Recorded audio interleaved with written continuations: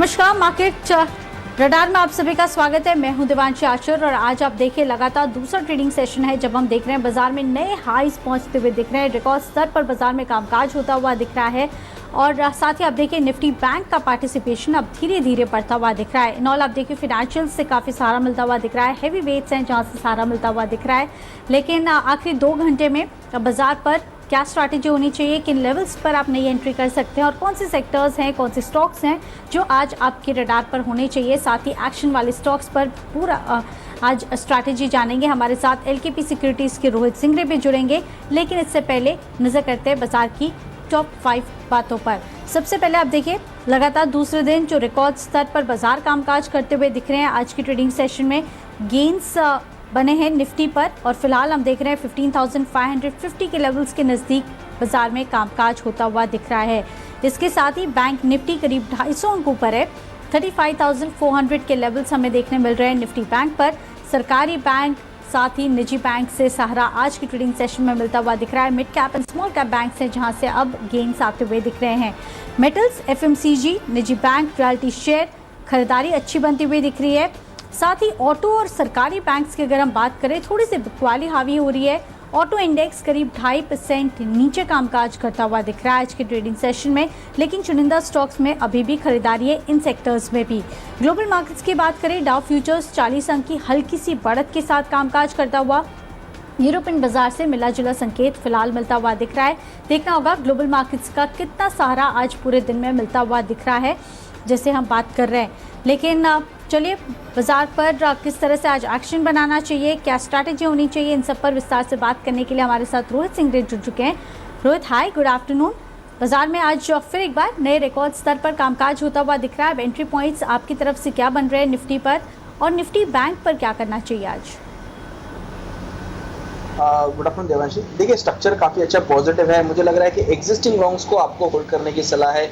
Fresh long अगर किसी को करना है तो मुझे लग रहा है कि थोड़ा डिप का इंतजार करना चाहिए। 15,500 एक काफी अच्छा बेस अब जो है क्रिएट हो चुका है, तो 15,500 के करीब करीब आप फ्रेश लॉन्ग्स कर सकते हैं। उस टाइम आपका जो स्टॉप लॉस रहेगा वो रहेगा 15,470। 15,470 के स्टॉप लॉस से आप 15,500 के करीब करीब लॉन्ग्स बनाए और ऊपर की तरफ मुझे लग रहा है कि एक बार 15,600 तक का मूव हम लोग को 1 से 2 सेशन के अंदर देखने को मिलना चाहिए। 15,470 के नीचे हम लोग थोड़ा पैनिक देख सकते हैं, प्रॉफिट बुकिंग देख सकते हैं निफ्टी के अंदर। बट एज ऑफ नाउ जब तक 15,500 के ऊपर है, जब तक 15,470 के ऊपर ट्रेड कर रहा है, स्ट्रक्चर काफी अच्छा पॉजिटिव है। Dips will be suggested. Bank Nifty की अगर मैं बात करूं तो बैंक निफ्टी के तो जो सबसे स्ट्रॉन्ग सपोर्ट जो है 35,000 का है देवांशी। जब तक 35,000 के ऊपर ट्रेड कर रहा है निफ्टी बैंक, इसमें स्ट्रक्चर पॉजिटिव रहेगा। तो मुझे लग रहा है कि 35,200 तक कोई भी डिप अगर मिलता है वहां पर आप एक बार लॉन्ग के बारे में सोच सकते हैं। 35,000 आपका स्टॉप लॉस रहेगा और मुझे लग रहा है कि एक बार वापस 36,000 तक के लेवल हम लोग को जल्दी देखने को मिल सकते हैं। तो दोनों इंडेक्सेस के अंदर स्ट्रक्चर पॉजिटिव है, कोई भी डिप आए खरीदारी करने का ही रुझान बना के चलना चाहिए।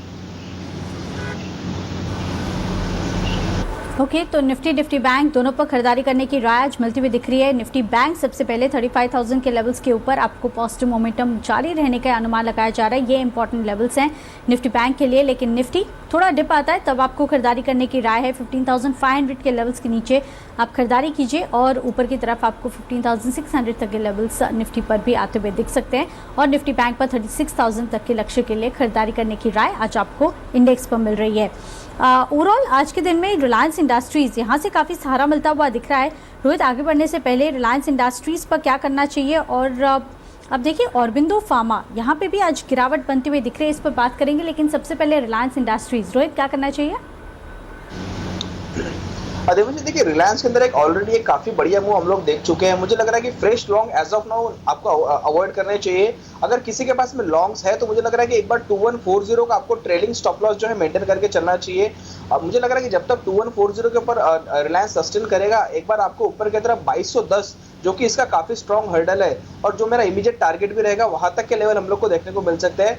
एक बार 2210 के ऊपर अगर निकलता है तो फिर एक बार 2300 रुपए तक का भी मूव हम लोग को देखने को मिल सकता है। तो 2140 के ट्रेलिंग स्टॉप लॉस के साथ में होल्ड करने की सलाह रहेगी। Fresh long as of now avoid कीजिए। ओके तो फ्रेश लॉन्ग अवॉइड करने की राय फिलहाल इन लेवल से मिलती हुई दिख रही है। ऑलरेडी 2160 के लेवल्स के ऊपर कामकाज होता हुआ दिख रहा है। और साथ ही रोहित ये बताइए, ऑरबिंदो फार्मा नतीजे हाल ही में आए हैं और नतीजे अनुमान से कमज़ोर आते हुए दिख रहे थे। उन्होंने एक अपना जो कारोबार है यूएस में नेचुरल का वो डाइवेस्ट किया था, लेकिन इसके बावजूद जो अनुमान था उसके कमज़ोर नतीजे आए हैं। 2% नीचे स्टॉक, क्या करना चाहिए स्टॉक पर? देवांशी देखिए, औरों की बात में अगर करूँ तो इसमें एज इन 980 990 काफ़ी अच्छा बेस है और फार्मा में। तो मुझे लग रहा है कि जब तक उसके ऊपर ट्रेड कर रहा है, एक बार पॉजिटिव मोमेंटम अभी भी इंटैक्ट रहेगा। 990 के नीचे मुझे लग रहा है कि आपको ज़्यादा लॉन्ग्स होल्ड नहीं करने चाहिए। 990 आप ट्रेलिंग स्टॉप लॉस लगाए, अगर किसी के पास में लॉन्ग्स है तो 990 के नीचे मैं ज़्यादा होल्ड नहीं करूंगा। औरोबिंदो फार्मा के अंदर 990 का एक ट्रेलिंग स्टॉप लॉस, अगर ये लेवल होल्ड कर जाते हैं तो एक बार आपको पुल बैक भी देखने को मिल सकता है 1040 तक। तो जो 990 है वो एक मेक और ब्रेक का काम करेगा। 990 के नीचे लॉन्ग्स में से एग्जिट करने की सलाह रहेगी देवांशी। ओके तो आप देखिए इन लेवल्स पर एग्जिट करने की राय आपको ऑरबिंदो फार्मा पर मिलती हुई दिख रही है। ऑलरेडी 2.5% से ज़्यादा की गिरावट है। 1000 के लेवल्स के नीचे अब ऑरबिंदो स्लिप करता हुआ दिख रहा है। तो स्ट्रिक्ट स्टॉप लॉस रखिए अगर आपने खरीदारी की है, और इन लेवल्स पर एग्जिट करने की राय भी आपको ऑरबिंदो फार्मा पर फिलहाल मिलती हुई दिख रही है। नतीजे अनुमान से कमज़ोर इस बार आते हुए दिख रहे हैं, लेकिन कमेंट्री किस तरह से रहती है इस पर, मैनेजमेंट का क्या व्यू है, गाइडेंस क्या है, इस पर नजर रहेगी। लेकिन चलिए नतीजों के सीजन में बैंक ऑफ बड़ौदा इसके भी नतीजे आए। पेटीएम के आईपीओ को बोर्ड से मंजूरी मिल चुकी है, क्या है डिटेल्स ये बताने के लिए अब वरुण दुबे हमारे साथ जुड़ चुके हैं। Varun, good afternoon. Definitely Friday को बोर्ड की बैठक हुई थी जहां पे इन प्रिंसिपल अप्रूवल जो है इस कंपनी के आईपीओ को मिल चुका है और माना जा रहा है कि करीब 22,000 करोड़ के आसपास का रकम जो है ये कंपनी आईपीओ के जरिए जुटा सकती है। करीब 10% के आसपास के डायल्यूशन का प्लान है यहाँ पे, ऐसी खबरें हैं। और देखिए इस लिहाज से अगर आप देखें तो 2 लाख करोड़ के ऊपर का इसका मार्केट कैप जो है या फिर जो एंटरप्राइज वैल्यू है वो निकल के आती है। तो आईपीओ के लिहाज से देखें तो शायद हो सकता है कि अब तक का सबसे बड़ा आईपीओ जो है वो हिट होता हुआ नजर आएगा। और माना जा रहा है कि जून के महीने में ये कंपनी जो है डीआरएचपी के लिए फाइल कर सकती है सेबी में। और अभी फ्राइडे को और एक बैठक होने वाली है जिसमें कुछ और टर्म्स एंड कंडीशंस फाइनल होंगे और उसके बाद शायद ये डीआरएचपी फाइल कर सकती है। काफ़ी सारे लोग हैं जो इसमें शायद अपना हिस्सा बेच सकते हैं, जैसे कि एंड ग्रुप जिसका 29.7% के आसपास का हिस्सा है, सॉफ्ट बैंक का यहाँ करीब 19.6% है, सेफ पार्टनर्स का करीब 18.56% के आसपास का हिस्सा है। तो हो सकता है कि कुछ इन्वेस्टर जो है वो इसमें अपने स्टेक सेल करे। लेकिन एक बात इंटरेस्टिंग है कि इस कंपनी की जो वैल्यूएशन है उसमें लगातार बढ़ोतरी हो रही है। पहले करीब 2.7 बिलियन डॉलर्स के आसपास के वैल्यूएशन थे, अब ये 3 बिलियन डॉलर्स के ऊपर जा चुके हैं। ऐसा क्यों? आप देखिए इस कंपनी का सबसे पहले तो जो यूज़र बेस है उसमें लगातार बढ़ोतरी हो रही है। पिछले कुछ सालों से देखें तो करीब 200 मिलियन के आसपास यूज़र बेस एक समय पर रहा करता था, वो अब बढ़ के करीब 350 मिलियन के आसपास हो चुका है। डिजिटल बैंकिंग में भी इस कंपनी के पास करीब 60 मिलियन के आसपास के ग्राहक है। इसके अलावा कंपनी का जो मार्केट शेयर एक समय पे 12% के आसपास हुआ करता था यूपीआई ट्रांजैक्शंस में, वो बढ़ के करीब 16% के आसपास हो चुका है। डेली अगर आप देखेंगे तो 140 करोड़ ट्रांजैक्शंस जो है वो ये कंपनी करती है हर महीने में, डेली नहीं, हर रोहित, हमने देखा है ओवरऑल रियल एस्टेट स्टॉक्स में अच्छा एक्शन बनता हुआ दिखा था। कोल्टे पाटिल बहुत ज़्यादा गेन्स नहीं आए, 230 231, क्या करना चाहिए इन लेवल्स पर? देवांशी देखिए, स्ट्रक्चर अगर मैं इसकी बात करूँ तो एक स्ट्रक्चर माइल्डली पॉजिटिव है कोल्टे पाटिल के अंदर। अगर मैं सपोर्ट्स की बात करूँ तो 224 225 काफी अच्छा बेस है। अगर किसी के पास में है या किसी को लेना है तो आपका जो स्टॉप लॉस रहेगा वो 224 का रहेगा। और ऊपर की तरफ इमीडिएट जो हर्डल है इसमें 240 का है। 240 जैसे ये क्रॉस करेगा कोल्टे पाटिल, इसके अंदर एक काफी बड़ा मूव जो है 260 270 तक का देखने को मिलेगा। तो मुझे लग रहा है कि आपको लॉन्ग से बने रहना चाहिए। 224 का एक स्टॉप लॉस रखना चाहिए और ऊपर की तरफ जो मेरे ओवरऑल टारगेट रहेंगे वो 260 के रहेंगे। तो एक पॉजिटिव स्ट्रक्चर है ऑलरेडी कोल्टे पाटिल का देवांशी। ओके, स्ट्रक्चर पॉजिटिव है, नतीजे भी काफ़ी शानदार आते हुए दिख रहे हैं। 233 के लेवल्स पर पहुंचता हुआ दिख रहा है, तो गेन कर रहा है कोल्टे पाटिल। अब देखिए घाटे से मुनाफे में आ चुकी है कंपनी, और पिछले साल कोविड का असर था, लेकिन अब हम देख रहे हैं अच्छे नंबर्स इस बार आते हुए दिख रहे हैं। जो आय है कुल मिला के 30% से ज़्यादा का जंप है।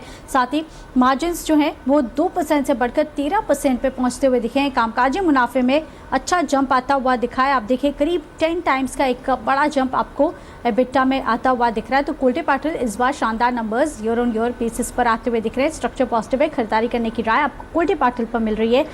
250 260 तक के जो लेवल्स हैं वो आपको आते हुए दिखेंगे इस स्टॉक पर भी।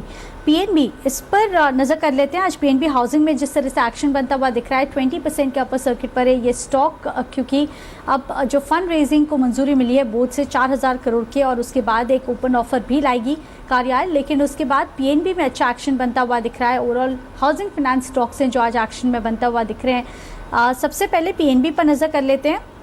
रोहित, ओवरऑल हम देख रहे हैं जितनी भी सरकारी बैंक हैं वहाँ पे इतना ज़्यादा गेंस आते हुए नहीं दिख रहे हैं, आज थोड़े से कमज़ोर हैं, लेकिन पीएनबी क्या आपको कुछ पोजिशनल लेवल्स दिख रहे हैं ऊपर की तरफ? बिल्कुल देवांशी, देखिए यहाँ पर एक पोजिशनल स्ट्रक्चर काफी पॉजिटिव है। मुझे लग रहा है कि ऑन द इमीडिएट बेसिस 44 इसमें एक स्ट्रॉन्ग हर्डल है पीएनबी के अंदर। जैसे 44 क्रॉस हो जाएगा, मुझे लग रहा है कि एक बार 50 और 55 रुपए तक के लेवल पे हम लोग को पीएनबी के अंदर देखने को मिल सकते हैं। काफी अच्छा टेक्निकल स्ट्रक्चर है स्टॉक के अंदर, यहाँ पर बिल्कुल आपको बने रहना चाहिए। कोई भी डिप आता है लेट्स से 40 रुपए के करीब वहाँ पर भी आपको ओवरऑल बाइंग अपॉर्चुनिटी मिल सकती है। तो ये स्टॉक का स्ट्रक्चर काफी ज्यादा पॉजिटिव है और मैं काफी ज्यादा ऑप्टिमिस्टिक हूँ इस स्टॉक के अंदर। मेरे ओवरऑल जो टारगेट रहेंगे 50-55 के रहेंगे, और अगर आपको पोजिशनल स्टॉप लॉस चाहिए तो 38 रुपीज का रहेगा पोजिशनल स्टॉप लॉस, और ओवरऑल टारगेट 50-55 के रहेंगे देवांशी। ओके, तो आप देखिए फिलहाल ये राय आपको मिलती हुई दिख रही है पीएनबी पर। अच्छे गेंस आपको पीएनबी पर भी आते हुए दिखेंगे, और ओवरऑल जो हाउसिंग फाइनेंस कंपनी है जैसे कि कैनफिन होम्स है, रेपको होम है, इन सब पर अच्छा एक्शन बनता हुआ दिख रहा है। इस खबर के चलते करीब 5% से ज़्यादा की गेंस हमने ये सारे स्टॉक्स पर देखे हैं। चलिए रोहित, ये बताइए आज की ट्रेडिंग सेशन में कौन से स्टॉक्स आपके रडार पर है और क्या ट्रेडिंग स्ट्रैटेजीज होगी आपकी तरफ से?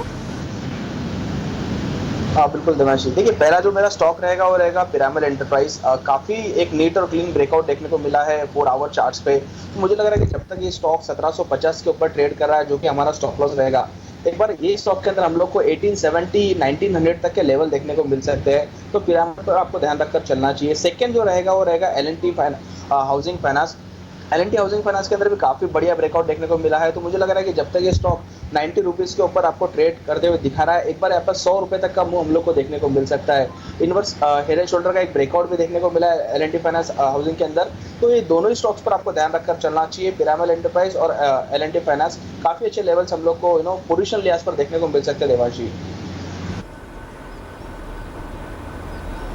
ओके, तो आप देखिए पिरामिड एंटरप्राइज पर भी आपको अच्छे गेंस आते हुए दिखेंगे। ओवरऑल फाइनेंशियल्स हैं जहां पे आज अच्छा एक्शन बनता हुआ दिख रहा है, और लगातार ये सारे स्टॉक्स हैं जहां पे आपको गेंस आते हुए दिखेंगे। पिरामिड पर लगातार आपको रोहित ने खरीदारी करने की राय दी है। 1700 के लेवल से पिरामिड पर खरीदारी की राय है, और 1900 तक के टारगेट्स हैं जो अभी भी बने हुए हैं, तो आप खरीदारी इन लेवल्स पर भी करके चल सकते हैं। रोहित, शुक्रिया आपका हमारे साथ जुड़ने के लिए और ट्रेडिंग स्ट्रैटेजीज हमारे साथ शेयर करने के लिए। फिलहाल इस शो में बस इतना ही, लेकिन एक छोटे से ब्रेक के बाद आपके लिए लेके आएंगे फाइनल ट्रेड। आप देखते रहिए ज़ी बिजनेस। नमस्कार।